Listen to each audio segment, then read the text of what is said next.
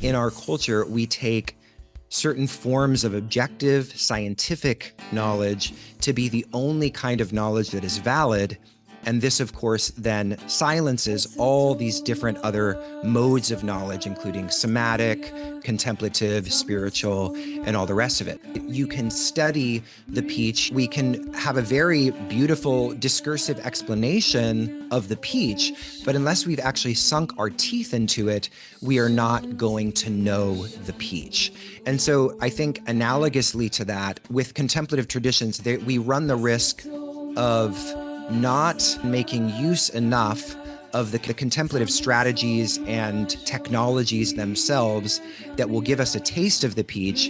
And instead, we often, in some spiritual circles today, I think, get overly wrapped up in just talking about the peach. The yoga traditions, as far as I see them, are about the unique synthesis of paradox. Coming back to Western culture, we have this idea of non-contradiction. We don't think that something should contain a contradiction in order to be valid as like a proposition, right? As a form of knowledge.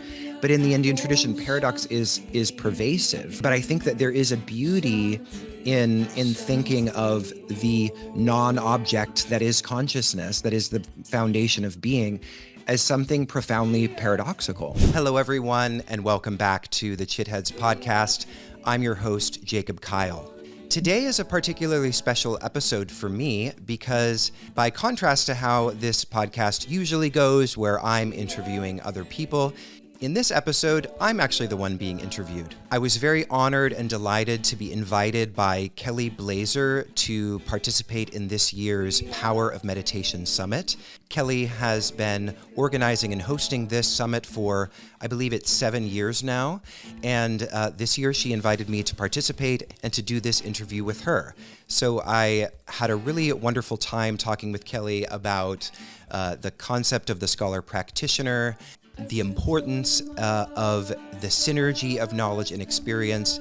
And also, I spoke to her a little bit about my own personal experience as a gay man and a queer person. I spoke a lot about queer spirituality in an article that I wrote for Tarka a couple of years ago now, which is called God is Queer. And you can find that in the On Queer Dharma issue of Tarka, which is at tarkajournal.com. As so often happens with things like this, I listened to the interview again, and I feel like there are certain places where I could have said something a little bit differently, or I could have added a bit to kind of deepen a sense of understanding of what I was talking about. So there are just two things that I wanted to mention before we segue into today's interview. Kelly spoke to me about the concept of zero, and this came up because Tarka was initially published with issue 1, which was on Bhakti, and then we did an issue on illusion and an issue on ecology, and then we went back and we published an issue 0, which was on the scholar practitioner. And in the introduction to that issue, I spoke about the history of zero and the fact that zero wasn't a concept that we always had. It actually was not a part of mathematical systems until a particularly late date. And then when it was adopted into mathematical systems, when it was quote unquote discovered, but also in a sense created, right? Because zero is, in a sense, nothingness. It is the null point. It is the absence of something. And yet it made the possibility of new forms of knowledge possible. So out of nothing came something. When I spoke to her about this concept of zero, I was really pointing to the way I was harnessing it as a metaphor to point to that which cannot be expressed, that which cannot be designated, that which is silent, or that which is beyond conceptualization. But this is only part of the story. She mentioned that I called the meditation cushion a seat of heresy, right? A heretic is someone who has rejected doctrine, has rejected dogma. And when we sit in meditation, even if we have cultivated a certain knowledge around that, we put ourselves at the feet of that upsurge of creativity and aliveness that is our true nature, which is ultimately the source of all concepts and also beyond any conceptual articulation whatsoever. The tradition of Indian philosophy, and something I wrote about in my recent MPhil thesis, is this concept of pratibha.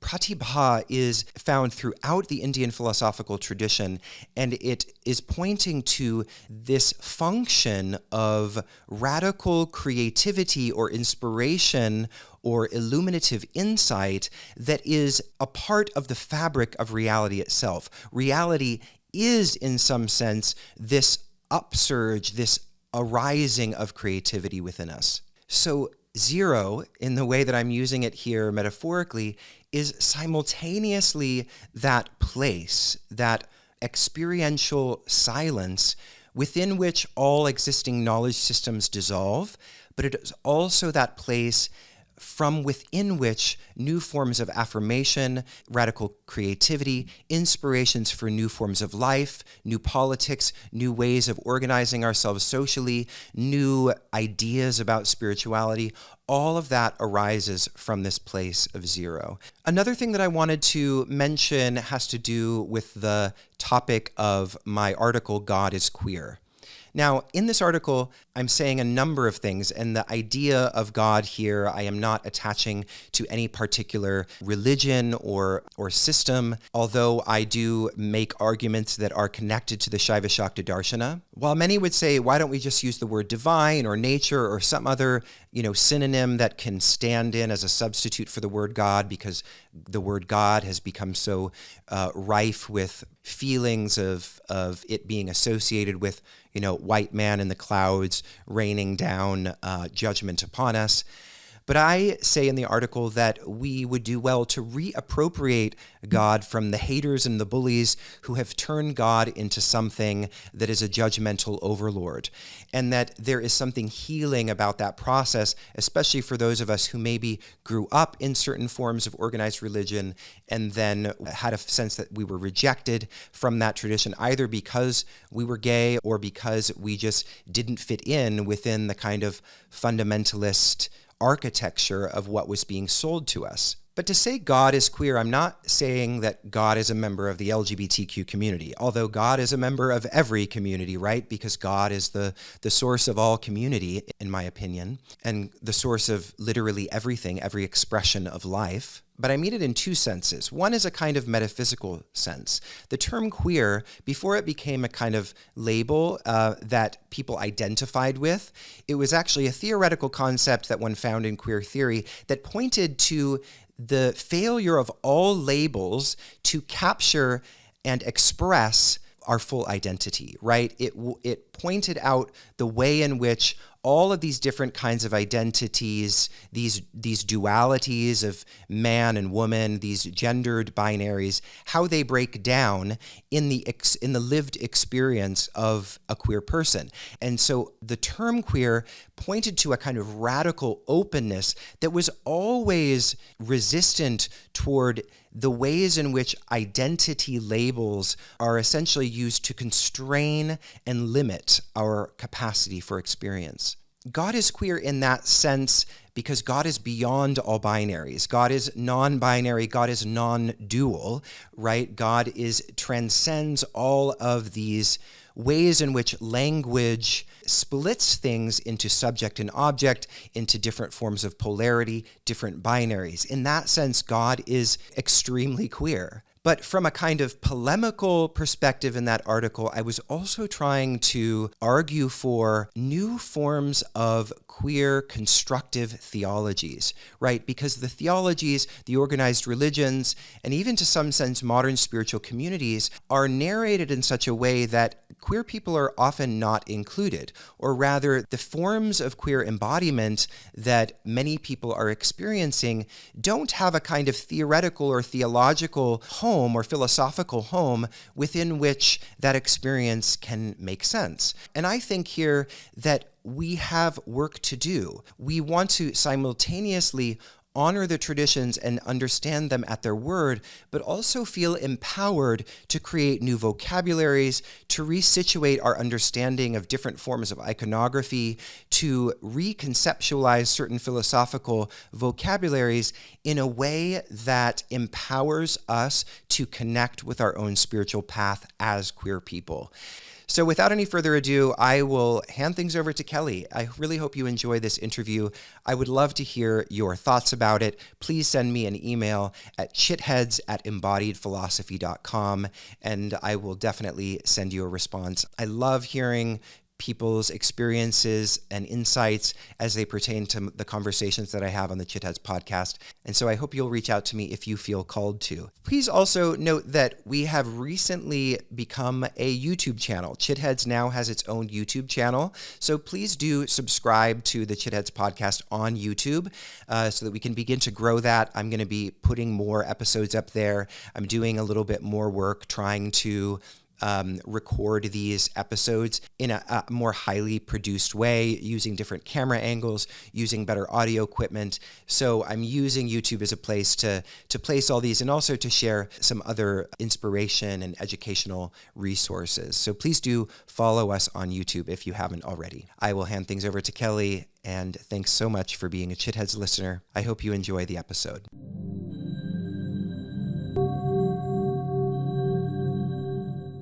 Hello and welcome back to the Power of Meditation Summit. And I'm here with Jacob Kyle, founder of Embodied Philosophy. Such a treat to get to be with you. Thanks for coming, Jacob. Thank you so much for having me, Kelly. It's a pleasure. Yeah. So Embodied Philosophy is a platform that's just full of magic. And so I hope people will go to embodiedphilosophy.com and just check it out. And we do have a pretty amazing gift, which I'll talk about a little bit later, but a really nice discount for folks that want to play inside your platform. But let me tell them a little bit about you. So Jacob Kyle is a meditation teacher, writer, philosophy educator, and the founding director of Embodied Philosophy. He holds a master's in philosophy in classical Indian religions from Oxford, a master's in philosophy from the New School for Social Research, and a master's in science in political theory from the London School of Economics and Political Science. Jacob is a student of Kashmir Shaivism, scholar practitioner Paul Muller Ortega, and is a devoted practitioner of the Shaiva Shakta Darshana. So we can kind of contextualize that for folks that don't really know what that means. And we have a lot to kind of dive into here today. I spent a lot of time with the Tarka issues from the Tarka journal. And so I would really want to encourage people to pay attention to that as well. But maybe you can give us kind of a little bit of an well, let me see if I can frame this properly. So you talk about the fact that after you had already published a few issues of the Tarka journal, you kind of like rewound and published another one, and you called it Zero. And there's something pretty profound about that. And maybe you could use that as kind of a jumping off place to what happens inside the Shaiva Shakta tradition that's distinct maybe from other traditions that people are used to. Well, the Zero issue, as you said, was a retroactively or retrospectively, however you want to look at it, a published issue of the Tarka Journal. We had published, I believe, 3 issues by that point. And when we were developing that issue, what I wanted to do was to really kind of essentially set the foundation for what we were doing with the entire Tarka project. And I don't think it's exclusively what we're doing in the Embodied Philosophy Project, but it's certainly a key part of it, which is developing and creating space for this notion and this perspective of the scholar practitioner. And by that, I mean, quite simply, in one of the articles that I had sent to you, it's essentially a scholar who practices. And when we think about scholarship today, there is a pretense toward objectivity, right? And we have this value of objectivity that's very dominant in Western culture. And generally speaking, in academic circles, at least if we think about them, quote unquote, traditionally, meaning, over the last couple of centuries, that has tended to denigrate subjective experience. Well, given the fact that contemplative traditions like Shaiva Shakta Tantra are built around sequences of sadhana and meditative practice and various practices of ritual, if we bracket out subjectivity as a valid means of knowledge, subjective knowledge as a valid means of knowledge, then we essentially have missed the point of these contemplative traditions. And so when I started Embodied Philosophy, I think the scholar practitioner impulse was there. in the sense that I created it because I wanted to have a place where people could study more deeply yoga philosophy, and that it was important to study it deeply and understand the textual traditions, understand the philosophical concepts, because what I was seeing at that time, which is now back in 2015, what I observed, just at least in my own circles, was a really kind of fluffy distillation of yoga philosophy. There was sort of a fluffy idea around the Yoga Sutras. And in fact, the Yoga Sutras was, I mean, very kind of, I would say, narrowly understood, and certain parts of the book were just completely left out of consideration because we didn't really have a context to understand it. And so I think if more practitioners were, or I thought at the time, if more practitioners were exposed to a deeper study of the text, a deeper study of the tradition, not in a purely scholarly way, but in a deep and in a way with integrity and depth and vigor or rigor, that their practice would feel more supported and more inspired and more empowered. So on the one hand, I was kind of responding to the sort of fluffy yoga philosophy I experienced in yoga schools and yoga studios. And then on the other hand, I felt like scholarship was completely inaccessible to most yoga practitioners. So the platform really was a way of bridging the two. It also reflected my own kind of experience in being a yoga practitioner, but also being kind of studying philosophy and being passionate about philosophy. And so that that combination and exploring the tension between them, and also the possibility of them complementing and supporting one another, is something that I just feel is a really important mode of investigation. Mhm. And I think lots of different people have ideas of what the scholar practitioner means, and that's fine. Everybody can have, I mean, even in the scholar practitioner issue itself, the issue 0, I feel like there was a lot of different kind of angles to unpacking this idea of the scholar practitioner. But to me, it really means employing what I call embodied epistemologies, essentially embodied methods. Epistemology is just this fancy philosophy word for the science of knowledge and what we take to be knowledge. And to go back to the point about objectivity, in our culture, we take certain forms of objective scientific knowledge to be the only kind of knowledge that is valid. And this, of course, then silences all these different other modes of knowledge, including somatic, contemplative, spiritual, and all the rest of it. And I don't think that these two are mutually exclusive. I think we just have to, as a culture, especially in the scholarly community, we have to see the limits of our own cultural epistemology so that we can begin to engage these contemplative traditions in the spirit of openness, almost like a scientist. Like we are open to the experiments of contemplative sadhana and see what happens, see how it transforms our body mind, see how it transmutes our nervous system. And then on the yoga side, we also have to get past this, what I think is a kind of an anti-intellectual obstacle that is at least pervasive in the United States, in my experience, that all we need to do is practice. Mhm. And I don't think that that is at all true, both experientially, that all we need is that, because, right, if we don't have a context of knowledge to situate and make sense of our experience, then oftentimes we explain our experience in terms of the cultural conditioning that we've had, right? Right. And that's just a form of limitation. And so, in the yoga community, you hear a lot about, 99%, or I think it's 1% theory and 99% practice. I don't know who said this, maybe Patabi Joyce. But I think that that is really a kind of myth, and it's a little bit problematic, and it's certainly not representative of the traditions themselves, especially the Shaiva Shakta tradition, as you wanted me to talk about, because the Shaiva Shakta tradition is, through and through permeated by very deep philosophical inquiry, as Mhm. well as these really sophisticated modes of contemplative sadhana that are meant to um, give one an experience of that knowledge that is otherwise being studied. Yeah, brilliant. I mean, I don't know that much about the Tantrasara, but I was reading it a little bit recently, and there's a big emphasis in Abhinavagupta's writings on like the importance of studying scripture, studying the philosophy itself. I just want to read a little bit of what you wrote in that edition in Zero. So you wrote, zero is synonymous with void, nothingness, and entails infinity. The emergence of zero led to philosophical and mathematical implications that not all cultures were ready or willing to accept.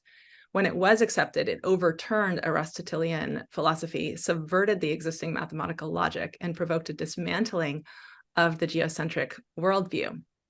So, you know, you go on to really like talk about what that meant and what it means to what it meant at that time to for something, first of all, like just so kind of at a blanket level heretical. I think at one point you say like the seat of the meditator or the meditation cushion is a place of heresy. So that willingness to dismantle what is clearly like a part of the scholar practitioner's role. And also I see in this kind of this movement from geocentric to heliocentric worldview is in a sense is like this metaphor from an orientation to the world that's really kind of self-centric, like egocentric, to more centered in the wholeness. And my understanding of the Shaiva Shakta philosophy in general, there's a huge amount of this, like, you know, there's no real dividing line between Kelly and Jacob. Like the dividing line is more like between what is real and what is unreal, like what is true, what is consciousness, and then what is the veil that is sometimes within consciousness. Anyway, before I go on and on that, just any thoughts on that? Yeah, you know, it's interesting, the concept of zero, and the reason I was sort of bringing it up playfully and kind of metaphorically in a way to really express essentially what cannot be designated, right? So the zero is, you know, we have at any point we enumerate, we are counting things that are existing in the world, and the zero points to the null place, the place of emptiness, which could also be seen as fullness, depending on, right, emptiness in the Buddhist tradition, fullness in the Vedanta or the Shaiva Shakta tradition, but they're both getting at the same thing, which is this experiential place beyond concepts that, in my view, contemplative traditions and really all spiritual traditions are in some sense building their architectures around. So as soon as we start to enumerate anything, the zero is always implied, and yet we forget about the zero, right? We become, you know, obsessed with certain forms of identification, right? And so we number ourselves in various ways. And yet the zero is the silence within that is giving rise to the inspiration of all esoteric and spiritual modalities. And so I think my kind of metaphorical point in bringing zero into that conversation was just saying, let's attend to that as a worthy field of scholar practitioner study. Let's not forget that we can't actually touch zero with our intellectual discursive methods, right? We can talk about it as we're doing, we can poetically transcribe it in a way, but ultimately we need to touch that place experientially within ourselves, and contemplative traditions are giving us the tools to actually experience zero, right? And so I think that there's, you know, I brought it up in the scholar practitioner article about studying of a peach, right? You can study the peach, you can know the scientific, I'm not a scientist, so I'll have trouble articulating this in scientific terms, but we can have a very beautiful discursive explanation of the peach, but unless we've actually sunk our teeth into it, we are not going to know the peach. And so I think analogously to that, with contemplative traditions, we run the risk of not constructing and making use enough of the contemplative, the contemplative strategies and technologies themselves that will give us a taste of the peach. And instead, we often, in some spiritual circles today, I think, get overly wrapped up in just talking about the peach, right? So I think that's I don't know if I answered your question, but that's sort of how I would try to get at, what the point of the zero was, that it's a metaphor for the experience of contemplative fulfillment that then gets enumerated in many different types of ways by different traditions. Mm-hmm, mm-hmm. Beautiful. Yeah, there's incredible depth actually just in this conversation about what is it to be a scholar practitioner? What is it to let your own subjective experience be the deepest ground, the most important laboratory, but how do we do that without rejecting what's core in the tradition? Another interesting quote here. Hold on a second. Let me see if I can find it. Well, let me just read this. This is actually a lot about what you just said, but to be a scholar practitioner then is precisely to straddle domains of the object and the non-object. Surely it must not neglect that which has been revealed, the knowledge and history of yoga, but it must simultaneously seek the revealing power that is encountered as a priori throughout the yogic process. So talk to us a little bit about the revealing power and maybe how that gets positioned inside the teachings of the Nataraj, perhaps, if you like. Yeah, sure. Well, you're reading from the article Yoga Apologia, which I really, in that one, I was reading a lot of phenomenologists at the time, and I was being extremely playful with my style, and I felt like I was really experimenting. But I was really trying to, and I'm sure it seemed a little obtuse to some folks who were reading it, but I was really trying to capture in that passage that you mentioned, this idea that the object, of course, is any object, and it can be a conceptual object, it can be an object in the world. And when we're talking about, I think in that passage I was just very recently talking about maybe kaivalya, samadhi, these sorts of concepts. And without the concepts, right, we don't actually perceive them as a possibility. But without actually having the concept initially, we don't really have a sort of horizon through which, between ourselves and the end of that horizon, within which something can be revealed, like an experience of some sort of form of awakening or contemplative fulfillment. I won't put too, definitive a point on it, but there's many, of course, ways of thinking about that sort of subtle opening, subtle revealing that happens through the process of meditation or a contemplative sadhana more generally. But at the end of the day, kaivalya is not a objective state. It is not an object, right? It is actually the condition of having no objects within consciousness. So that's why it's often translated as aloneness or isolation, which is a little bit of a clunky term, because when we think of being alone or being, in isolation, the very way in which we perceive that or think about that concept is that we are alone, but everything else is happening around us. But that in of itself is already a picture that is permeated with objective perception, right? Objects, isolated in space apart from each other. But a kaivalya is actually saying that there's an experience of consciousness that is prior to any objectivation at all. So kaivalya is not like when I am sitting in meditation, I'm like, kaivalya, it's here, there it is. But rather we only know it occurred, right? We only know samadhi happened. Well, some forms of samadhi, because there are samadhi with objects and without objects of thought. But these states are often only known almost either because of the cumulative effects that they incur upon our life, or we realize we were there because, we sat down and then the meditation alarm went off and it was like no time had passed, right? Because you were in a state without any objects. And so there was no thinking as well. And so the if we don't have the words for these experiences, we Mhm. don't know that they're possible.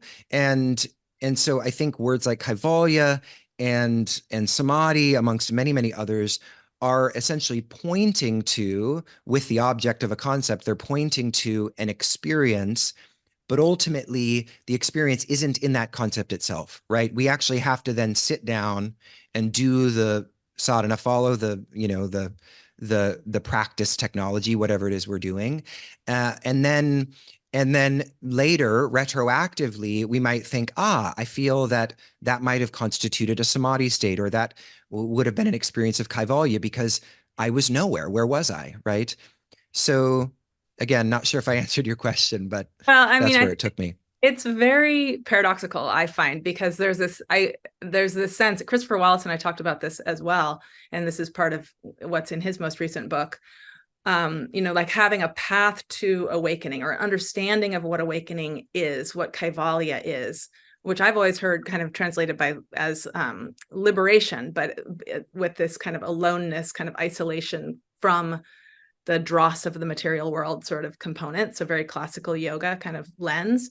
But Mhm. so this idea that there is the possibility of liberation, without that, without being exposed to that idea, we would never maybe know to seek it. And yet the mind gets so hooked on an idea of a thing, like a concept of a thing, that then it becomes impossible to drop that away in order to experience what we're actually experiencing. So it feels like there's a strange Yes. paradox there. Oh, absolutely. I think probably those of us who have done adventures of sadhana for some sustained period of time have probably experienced these states. And yet, because we have maybe made them so mystical or so esoteric that we actually don't even realize, right? We don't recognize Pratyabhijna, we don't recognize the state for what it is, because we're so attached to some idea we have about it. And usually, I think that idea is associated with a really transcendent notion of what spiritual experience is supposed to be like. And you're right. You're absolutely right. I think it is paradoxical, and and but the yoga traditions, as far as I see them, are about the unique synthesis of paradox that actually, we in again like coming back to Western culture, we have this idea of non-contradiction. We don't think that something should contain a contradiction in order to be valid as like a proposition, right? As a form of knowledge. But in the Indian tradition, paradox is pervasive, right? And so in a certain way, the experience of paradox is sort of getting at the truth of it. So acknowledging it as a paradox it could either send us running in the other direction or think that it's wrong. And I think that's where our conditioned way of thinking about these things affects our relationship with it, because we think it's supposed to completely cohere. Now, that's not to say that there are certain contradictions that we shouldn't work out philosophically for ourselves, but I think that there is a beauty in thinking of the non-object that is consciousness, that is the foundation of being, as something profoundly paradoxical. Mhm. Mhm. Yeah, I mean, and certainly if all arising is from this kind of floor, you can't really call it a floor because it doesn't have any substance, but Yeah. consciousness itself and their infinite loci of consciousness, if we have any kind of a glimpse into what consciousness is, we invariably are going to perceive the infinitude of those different perspectives on consciousness. So it's going to feel a little bit like we're going crazy, perhaps, even though that might be an insight into what really is. So, yeah, there's a lot there. I want to take us back to the idea of the revealing power, because I feel like Mm-hmm. just the kind of the phase of revelation, like even inside the teachings on the five acts, it kind of elucidates what the other acts are in a sense. And I wonder if you might just speak to Yes. Sure. So I feel like you want me to talk a little bit about the symbolic depiction of Nataraja, right? So Nataraja, as we know, is the dancing form of Shiva. And he beautifully reflects the non-duality of consciousness in this murti, right? In this statue, in this image. And so you have a statue of Nataraja behind you, and there are yes, there are 4 arms, right, and 2 feet, and in let's see if I can remember where they're situated. But in one hand, he has the Damaru drum, right, which is the essentially the drum of creation. And then he has a hand that is in Abhaya Mudra, which means fear not. And then he has this another hand that's holding a flame. And those three hands, the elements that he's holding, are representative of the creation, the sustainment, and the dissolution, which is this kind of arc of reality that is happening all the time, right? At every given moment, something is coming into being, something is being sustained for some time, and then something is passing away. And then, we can think about this just in the arc of life, but it happens, at a daily level, it happens at a second level, it happens at a minute level. And then there are 2 other kind of symbolic depictions. And one is, well, they're actually, well, depending on how you look at it, there are 3 or 4 more. But there is the foot that is, or the hand, excuse me, the hand that is turned down with the palm facing away. And this is representative of the concealing of reality, right? The fact that we are hiding from ourselves, in a way that we at the absolute level have actually chosen to do, right? We've made the decision, or rather, not our individual egoic self has made that decision, but the great cosmic consciousness has made the decision to conceal itself as our individuated identity. And then that hand very beautifully is pointing to an upraised foot, right? The upraised foot that is, the foot that's well, they're both dancing, I suppose, but the upraised foot is feet are very sacred in the Indian tradition, and one is often prostrates oneself at the guru's feet. And also sometimes you'll see on people's altars the sandals, right? Because the sandals represent grace. They represent essentially the anugraha shakti, right? Which is the revealing function of reality itself. So on one level, everything is in this kind of cosmic dance of coming into being, sustaining for a while, and dissolving. And that's sort of like this cyclical, recycled process. And then there is this dimension happening simultaneously, this dialectic of awakening and concealing. And you can think about it as a game of hide and seek. In fact, that's not an original idea. That comes from Alan Watts, I believe, was the first place I heard that.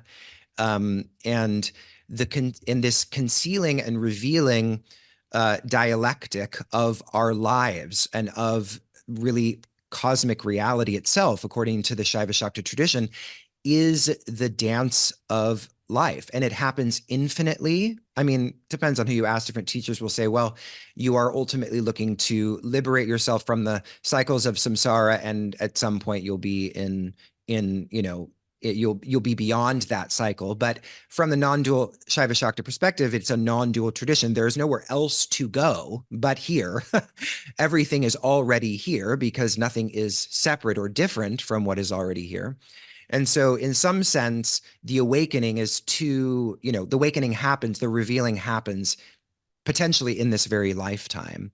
But I think it's also interesting to think about the sort of subtle variations of this, and that it's not like you were suggesting before. Actually, I think it isn't. Sometimes we get stuck on this idea, and it happens in popular spirituality a lot, that like there is this state of enlightenment. Like I've interviewed a lot of people for Chitheads, as you've interviewed a lot of people, and it's shifted a little bit. But I remember at the beginning, it seemed like every spiritual teacher had this story of like their awakening, as if like it was just one moment and then they were on that higher level and everybody else was down here hoping that their, peak spiritual experience would happen.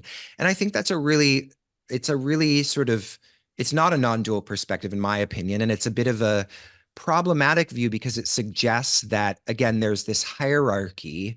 And I think that that concealing, revealing um, dance happens in subtle ways throughout our lives. And actually, we can become quite like we can, like I can remember, being in states just sort of like in that interstitial space between waking and dreaming, right? Which is itself a kind of auspicious space in yoga traditions. And sometimes you're there. I feel like it's a common experience. Sometimes you're in that space and you just know, right? You're just in this feeling of knowing, or you understand something, and you, as you're waking up, you want to write it down because like, I got it, I don't know what I got, but it's there and it's profound, and if I can just write it down. And then as you become concealed into your own linguistic, identified position, you lose it, right? It disappears. It falls back into the ocean of consciousness. And so I feel like we do ourselves maybe a disservice of thinking that the revealing is a sort of linear trajectory upward, and that actually these moments of realization and revelation are happening in subtle ways throughout our lives. And that's another thing I think we could do. We could develop more of a language around talking about that and acknowledging that and affirming those moments as really unique and special and auspicious in Yeah. their own ways. I mean, just that kind of rubbing together of concealment and revelation is incredible. I mean, I read something recently about how, like, dream states have been studied, and like the process of what the mind is doing in the dream state is exactly what is happening during the waking state, except for in the waking state we're constantly checking against what we can perceive in so-called outer reality. Like, the doors of perception are in contact with the things of this world, and that's providing a constant restraint on what the mind would otherwise be able to do. And so in a sense, like, our waking life is the concealment, because our consciousness is colored by contact with the outer world, and therefore we, to quote Chamaraja, I think 7th sutra of the Sutras on Recognition, something like, we therefore, maybe it's not the 7th, 9th, we wander deluded, like as samsarins, because we're in that contact, and it's an inevitable byproduct of consciousness coming into the world of form, that there's constraint that occurs. But we think of the day as, we think of the day as light and the night as concealment, and in fact it's maybe the opposite. But nonetheless, it feels like that. I totally hear what you're saying, that it's it's really a flawed paradigm to think that there's some enlightenment experience and that we have somewhere to get. I mean, the image of like the night sky is coming to mind. Like, maybe it's just like having this sense of the profundity of the darkness that is being the world, and then it's kind of pierced through by moments of light. Yeah. And also, I think, it feels like you're touching on a beautiful point, which is that, when the Murti is symbolic of the divine reality, which also, includes Apasmara, right, which is the demon of forgetting, or the demon of ignorance, who is underneath Nataraja's foot. And we think, well, he's trying to repress that, but really it's all part of the Murti, right? The ignorance is part of the Murti, the concealing and the revealing is part of the Murti. So when we think about the entire Murti as being a symbolic depiction of divine reality, then, like you're saying, the darkness, the concealing, is also divine. And so it's not that we're looking to get, I mean, this is where the non-dual traditions are extremely different from those dualistic traditions that think, and I think sometimes we say, oh, the Vedantas, I mean, there's lots of misunderstandings. There's non-duality is pervasive throughout a lot of different traditions, and there's ways of reading, Vedanta in a way that's very aligned with Shaiva Shakta Tantra and even classical yoga. But when non-dualists want to distinguish themselves from dualistic systems, they often point to some traditions of thought that denigrate the body, right? And say that the body is essentially a, meat tube of piss and shit, and we're just looking to get out of it and beyond it, and to purify ourselves and to, live in some alternate plane in our pure, soul-like state. And of course, the Shaiva Shakta tradition isn't saying that. It's saying that, every individuated experience is itself at some level is a completely like equal expression of the divine consciousness. And so it's our own ignorance that then projects onto our experiences and our relationships with other people, these ideas of hierarchy of, well, I'm more illuminated than you, and this person is so sad because they're living in this hell realm, and all that sort of thing that our egos tend to project onto it. Mm-hmm. Yeah, I mean, just it is a very ambiguous place for a lot of people, and requires this kind of combination between some sort of surrender and then ongoing inquiry, I think, because the idea is not to become like completely sort of morally vacuous or relativistic, and yet it is a very different tradition in that, to speak to something we were talking about before we hit record, there's not a whole lot of like moral, like very identified moral code, except for to recognize everything as self, which is a pretty big moral code, as it turns out. Yeah. No, I think it's a really important point you're raising, because I think that when people hear that, right, that everything is equally divine, then they're looking for a moral edge within which they can, say that this is wrong and that is wrong. And I think it's really my teacher Paul often speaks about this, that we can't, like, on some level, yes, that is true from an absolute perspective, but we are not perceiving the world from the absolute perspective, right? We are not in a state of non-dual consciousness where we are experiencing ourselves simultaneously with everything that is, in such a way that we can really make sense of that. So we fall into contradiction, and we fall into misunderstanding and spiritual bypassing, quite frankly, when we take that explanation of reality as a moral justification, right? We actually, because again, it goes back to this idea of just talking about these traditions and not actually engaging with the spiritual technologies of which they are a part. And as we were saying, in that portion of our conversation before we started the interview, at least according to Abhinavagupta, who's one of the thinkers that I study very closely, that ethical formation process happens as a result of your sadhana. And so you become essentially, or you have more insight into the nature of morality. You have more skillfulness around moral decision making and ethical perspectives when you are engaged in that sequence of sadhana, and when you are actually, doing the work of cultivating the nervous system such that you can understand things at a sort of more subtle level, I guess. Mm-hmm. Yeah. And the practices show us so much about like the mind's tendency to defend and to kind of want to bolster the separate self and become something that we're not, or protect our reputation, or all of the like slippery things that conditioned mind does. And without sadhana, it's very hard to see that stuff, much less kind of cop to it, the impact that it has on your life, or recognize how a lot of what you would consider amoral activity in others probably has similar roots to what you've experienced inside of yourself. Yeah. Now, this takes us kind of toward a direction I wanted to go. One of the other articles that you sent me is called "God is Queer," and I think, and it's amazing. I'm going to read from it again, and then maybe I'll be able to explain why I feel like you just linked me into it. Maybe I won't. We'll see. So you said, let us now take steps to reappropriate the word God, which has for too long haunted many queer people in the Judeo-Christian world as a dogmatic overlord who looks down upon the promiscuous citizens of Sodom with rage and spite, who at best hates the sin, not the sinner, when nearly every homo alive knows that the two cannot be separated. Yes, God, for many of us, has been a hater and a bully, or at least an inspiration for the many bullies and haters who have skulked in the dark corners and hallways of our lives. And, you know, you go on, your writing is so beautiful. I loved getting to kind of bask in it for a little while.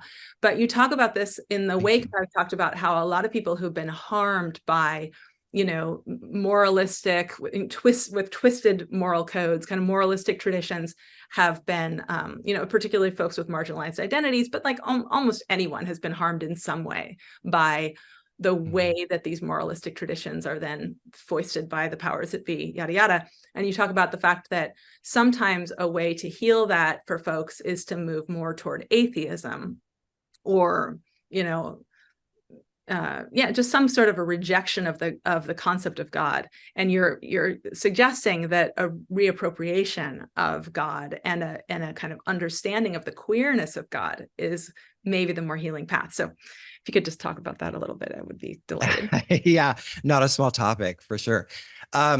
Yeah, I loved I loved the opportunity to write that article, and that issue was obviously very important to me as someone who identifies as a gay man and a queer person. And you know, I'll just speak a little bit to my personal experience. I lost my faith in God at a certain age. And I can remember it very viscerally. I used to have this image in my room. It was like a picture of Jesus in the Garden of Gethsemane on like the cross section of a tree trunk. It was very specific. I think it was actually a very popular image. I think I remember seeing it at some other homes. And I I have no idea how this conversation I had with this mentor woman who is like 10 years older than me, who I did theater with, but she told me something about ancient Greece, and I have no idea what it was. I can't remember exactly. But it in within the course of that conversation, I went from believing in God to not believing in God. And it was, I when I speak about it, which isn't actually very often, it was like a dark night of the soul for me because I felt completely unmoored from the ground of what I knew to be real. And I remember sitting and looking at the Jesus in the Garden of Gethsemane and just crying hysterically, about like not having any source of meaning ultimately.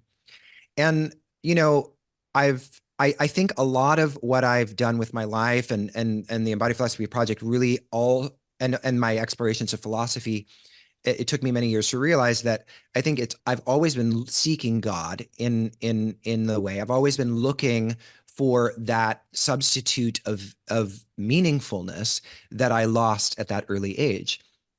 Now, the reason I lost my faith in God was because God was so narrowly defined. I say this in the article, like when God is so narrowly defined that it's possible to say one either believes or not believes in God, then you've narrowly defined God so much that that kind of dichotomy makes sense. But if, as the Shaiva Shakta traditions teach, God is everything, nothing, and anything in between, then it's a little bit more difficult to say one doesn't or does believe in God because both declarations are themselves already, according to the Shaiva Shakta perspective, already implying God in their very articulation. Because to articulate anything is an expression of God. So if, we had a larger container to and even, I mean, even in obviously it was a Christian experience that I was having in that moment, but even in the Christian tradition, there is a long theological debate about the nature of God. And even had I been exposed to that, which maybe if I had gone to the pastor and told him, maybe he would have given me some of these thinkers to explore. But really, it came at the time that I was also coming to grips with my own sexuality. And I think implicitly, even though at the time I don't think I would have put it this way, I was implicitly recognizing that I did not belong in this church, right? I did not belong in, that my experience and my identity as I was coming to know it no longer had a home. And then, and I think that was very much wrapped up in my own loss of faith in God. And so now I think of faith very differently, and I think that God is obvious. I think that it's only when we are stuck in these really narrow ideas of God that we lose the what is, if we just pause or engage in contemplative sadhana long enough to feel it, we can experience God everywhere. But it isn't the white man living in the clouds throwing thunderbolts of judgment down on all of us, obviously. Now, I think my larger purpose in that article, I mean, that's sort of my own, just speaking to my own experience, but, I often feel like I'm in the minority. I mean, there's lots of gay people practicing yoga, but in sort of the esoteric communities that study different esoteric wisdom traditions, there are not a lot of queer Mhm. people. There are not a lot of gay people. And I think that's partly because, as I said in the article, we have been, I say it at the end in a very polemical way, that God was taken from us, in the sense that, God was always used as a narrative force to judge and condemn to hell gay people, LGBTQ people, queer people, and that this has led to an understandable reaction in LGBTQ people to reject God and to essentially attach to another God, or the God of science, one could say, or at least, different modes of understanding, secular understanding, that they think are safe from the dogmatic perspectives that are, present in kind of fundamentalist religions. But I think that there are all sorts of reasons that I won't get into about why I think the spiritual void, that is left without, the freedom and inspiration to explore God and what God means for us in our lives outside of those dogmas, is causing us a lot of suffering. Yeah. And I think that this isn't just regarding LGBTQ people. I think it's all secular people who, we have this idea of what reality is, that is framing and limiting our sense of wonder and our sense of aliveness and our sense of amazement. I mean, we don't even have to have a God concept to be amazed by the cosmos, right? And the magnitude and the magnitude of it, and how just thinking, wow, we don't actually have a limit concept for the universe. It's for, from some perspectives, it's contracting, from some perspectives, it's continuing to expand infinitely. It may go on infinitely. And that even of itself is just one tool that, Mhm. as secular thinkers, we can take and go to that place of wonder, because it naturally invokes wonder. And, at least the ancient Greeks thought that wonder was the source of philosophy, right? And in the Indian tradition, often suffering is the source of philosophy. It's interesting to think about the dynamic of those two. Um, but yeah, I think we are all living in a time when we need new spiritual solutions, and we're seeing the symptoms of not having spiritual solutions that speak to our time outside of the dogmas of fundamentalist religions everywhere, right? And the failure of particular ideologies to substitute that, that place that is reserved for the adventure of meaning and the adventure of fulfillment that is, spirituality. So beautiful. I feel like I could go on and on. Just I want to extract more of this beautiful wisdom and curiosity, but we should probably let our guests go and have their lives. But thank you so much for the immensity of your curiosity and your capacity to hold paradox. And you kind of brought us back full circle, in a sense, to this querying of what the infinite is. And we began with the infinite and the nothingness, and can come back to this place of, like, maybe, for those that have felt like cut off in any way from traditions that they can understand, maybe this querying into the Shaiva Shakta Tantra can give folks back to that place of infinitude. So I want to let people know a little bit about the free gift that you're offering. It's good stuff. So Embodied Philosophy, as I said, is an extraordinarily extensive platform, basically a library of continuing education. And, Jacob and I went pretty deep here and esoteric, and I'm sure there's a lot of that, but also there's a lot of content that's also just very grounded in the things that one wants to know, in a sense, like anyone who's a meditator, a yoga teacher who just kind of wants the fundamentals. There are so many courses that you can explore there. And the coupon code that we'll send to you all in your email will give folks 25% off of the monthly subscription to the Wisdom School. So check it out. And thank you, Jacob. Thank you so much. You've lifted up so many voices and just disseminated so much goodness through that platform and through your work. So deep bow to you. Thank you so much, Kelly. It's been such an honor to chat with you today. Thank you.